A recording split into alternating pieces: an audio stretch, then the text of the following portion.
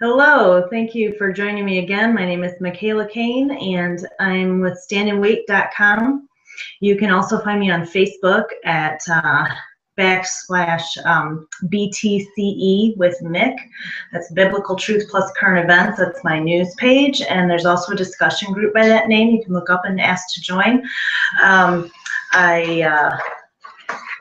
want to talk to you tonight about one possible scenario for God's timeline moving forward, his prophetic timeline. There's a lot of folks with a lot of different perspectives on where we are in God's timeline and exactly what is God's timeline when it comes to prophetic events and end of days type events. I even like that term, end of days. This isn't the end of anything. This is the end of an era, but it's actually, we're at the cusp of the beginning of another fantastic era in the history of this planet. So it's actually a very exciting time to be alive in this transitional generation. But there are varying views on what's happening and how it's going to play out. And so I guess to do a quick run through of what kind of the ideas are that there are out there. I have this handy little chart I think I've shown you before.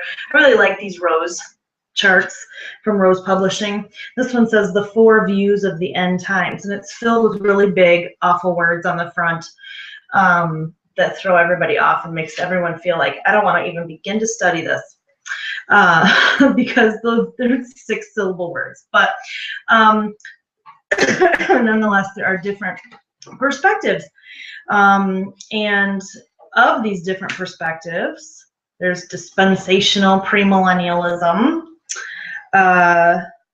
There is historic premillennialism. There's amillennialism and post-millennialism. So there's just all these different types of concepts. Okay.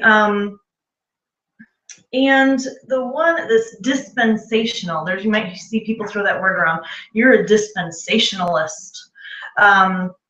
So I'll be real honest with you. I hadn't even really given any thought to all these different big words when the Lord asked me to sit down with him and go through and figure out what it is that he's doing and what the Bible says we should be expecting. So when I saw all this, I was kind of like, what in the world? But of the dispensational premillennialists, there are those who are in different camps. There are those who believe that there is this is one that believes there is a rapture and that the rapture is separate from the second coming of Christ. But even of that, which that in and of itself is a whole debate among many believers. I don't know why, but it's a debate whether or not the rapture and the second coming are one event or 2 events. And then you get down to, depending on what you believe, what is the timing of that event going to be? There are pre-tribulation folks that believe that Jesus is going to rapture the church before what is known as the Great Tribulation time. There are people who believe he's going to rapture the church in the middle of the tribulation time. And then there are those who say that we're going to wait all the way till the second coming of Christ, and that that either the events are basically the same thing, or to be honest with you, I have a friend who probably could explain that a little better than I can. I would not classify myself as a post-tribulation rapture believer. That's not what I would say I claim to believe. However, what I do believe is kind of not far from that, and that is the concept of pre-wrath rapture.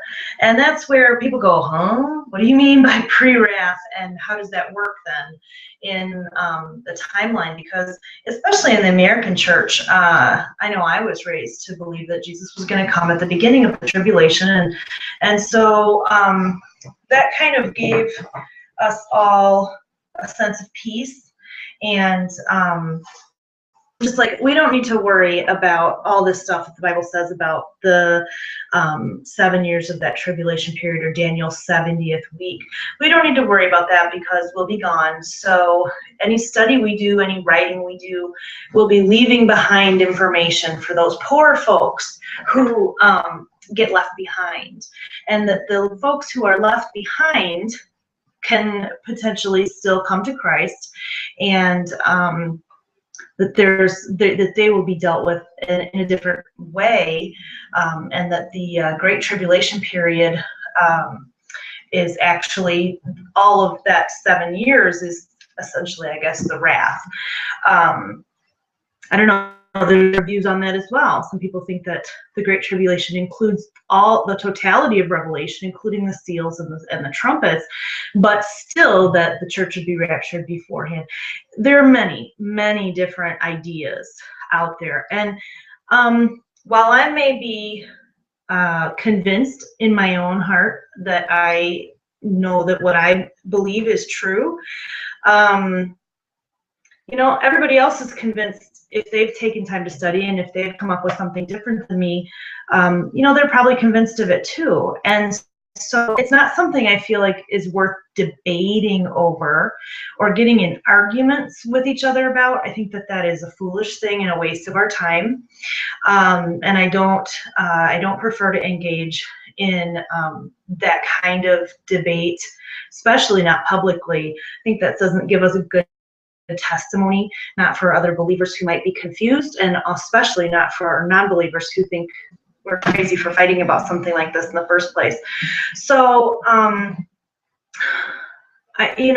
basically just kind of live and let live when it comes to what you're going to believe. Now, when it comes to teachers, people who are out there, or pastors, you know, I really hope that they are preparing their flocks and the people who listen to them for the possibility that the pre-tribulation rapture idea might just not be valid. Now, I haven't met too many pre-tribulation rapture adherents who like to talk about that possibility, who will even entertain the conversation about that. So I hope that if that's you, that you'll stick with me anyway, and listen through what I'm talking about here, and you know, just have an open mind, because I'm not trying to convince anyone of anything. All my point is that it's kind of like Pascal's wager for Christians, if you will. It's like, if I'm right and Jesus waits until, or God has Jesus wait until very close to the end of the Great Tribulation, then I'm going to be fine, because I've prepared myself spiritually, emotionally, mentally, physically for that kind of weight. Okay, but if the pre-tribbers are right, then bonus. I hope they're right. I pray that they're right for myself, not for other people, because unbelievers, I really hope that the Lord tarries, because the longer he waits, the more people will come to know the Lord.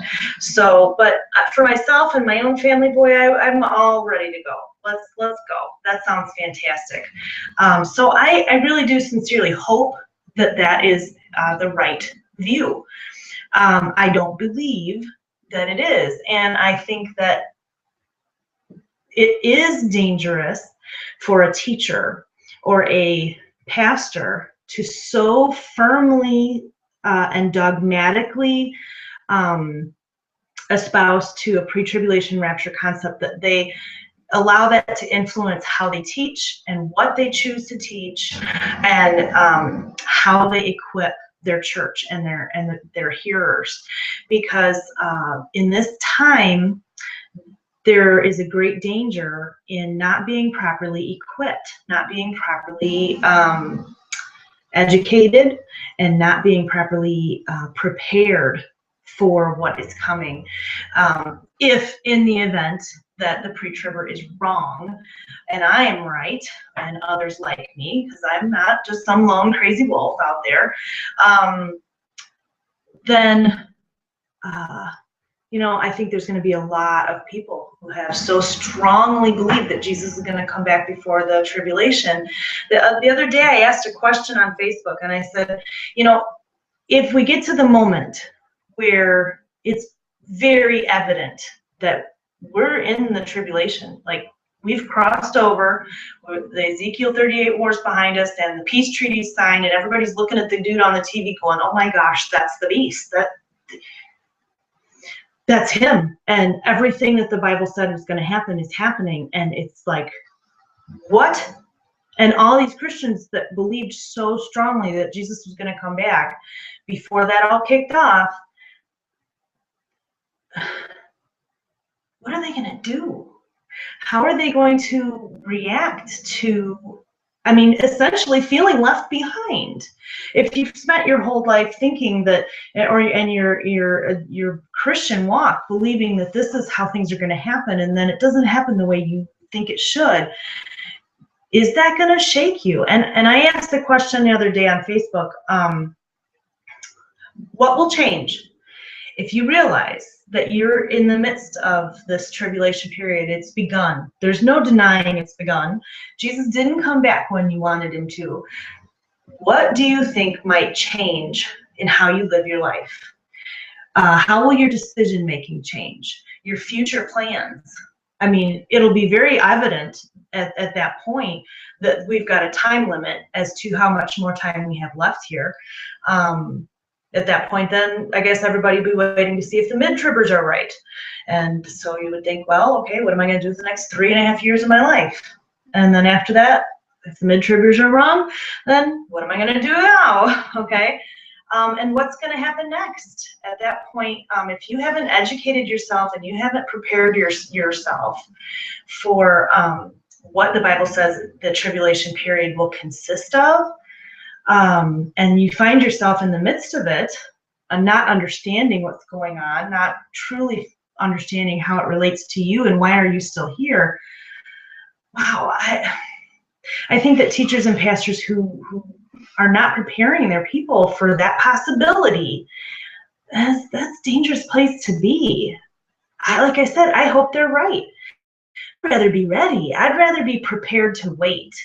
I'd rather have my heart and my family ready and equipped and to really make it for the long haul, like Jesus says, to stand firm to the end, so that we will be saved. Because what if those folks are wrong? The early church did not believe in a pre-tribulation rapture. They were living the tribulation as far as they were concerned, the sorrows before the woes. They jumped right from walking with Jesus to being murdered in the streets. They didn't think that there was any kind of a pre-tribulation rapture. And then you look at the Jews and the different even Christians in the years throughout the generations who have thought, why are we going through this? What about the Christians in Iraq right now? They haven't been raptured before their tribulation. So there's a whole lot of there's a whole lot that we need to consider so that we prepare ourselves. And if the pre-tribbers are right, God bless them, because that's awesome and I'm ready. But if I'm right, I hope they're listening and they will at least entertain the notion that they might be wrong, instead of just wanting to get into fights with me or others like me.